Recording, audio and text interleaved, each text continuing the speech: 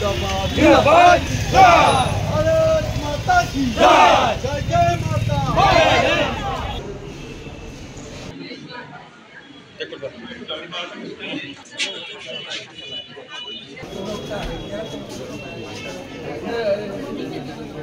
लखीपुरे एक आवाज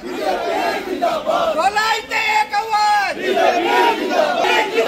खड़ा ग्राम कचरे एक आवाज खड़ा ग्राम कचरे एक आवाज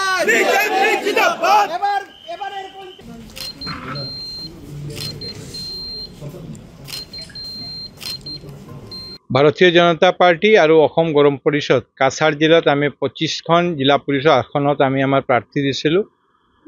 প্ৰাৰ্থী প্ৰতিদ্বন্দ্বিতা কৰি আছে আৰু তাৰ মাজতে আজি এটা লক্ষীপুৰ বিধানসভা সমষ্টিৰ এটা জিলা পৰিষদ সমষ্টি কংগ্ৰেছ প্ৰাৰ্থী তেওঁ নমিনেশ্যন প্ৰত্যাহাৰ কৰিছে আৰু ভাৰতীয় জনতা পাৰ্টিৰ প্ৰত্যাশী সীমা দেৱ তাৰ পৰা নিৰ্বাচিত হৈছে লগতে আমি 162খন 162 গাঁও পঞ্চায়তৰ আঞ্চলিক পঞ্চায়ত সদস্য পদত ভাৰতীয় জনতা পাৰ্টি আৰু এজিপি জোট আমি প্ৰাৰ্থী দিছিলোঁ তাৰ মাজত আজি আবেলি 3টা বজালৈকে 30 জন ভাৰতীয় জনতা পাৰ্টি প্ৰাৰ্থী নিৰ্বাচিত হৈছে আমি লক্ষ্য কৰিছোঁ যে জিলা পৰিষদ এখনত কংগ্ৰেছ প্ৰাৰ্থী যেনেকৈ মনোনয়ন প্ৰত্যাহাৰ কৰিছে ঠিক তেনেকৈ আঞ্চলিক পঞ্চায়ত সদস্য পদতো কংগ্ৰেছৰ অনেকগৰাকী প্ৰাৰ্থীয়ে মনোনয়ন প্ৰত্যাহাৰ কৰিছে বহুতে বিজেপি জইন কৰিছে আৰু সবৰ ইচ্ছা যে নৰেন্দ্ৰ মোদীজীৰ নেতৃত্বত আমাৰ অসমৰ মাননীয়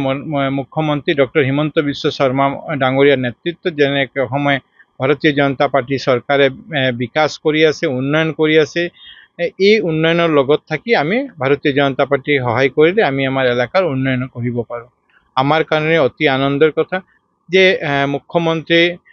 মাননীয় মুখ্যমন্ত্ৰী ডক্টৰ হিমন্ত বিশ্ব শৰ্মাৰ নেতৃত্বৰ প্ৰতি ৰাইজৰ মানুহৰ আস্থা দিনে দিনে বৃদ্ধি পাইছে আৰু আজি এনে পৰিস্থিতি হৈছে কোনো ৰাইজে নিবিচাৰে কংগ্ৰেছৰ পৰা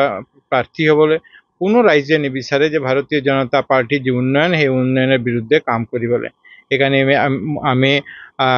ৰাইজক ধন্যবাদ জনাইছোঁ তেওঁলোকক অভিনন্দন জ্ঞাপন কৰিছোঁ আমি 25খনৰ ভিতৰত এখন জিলা পৰিষদ আসন যাৰ নাম হ'ল লক্ষীনগৰ দিলখুজ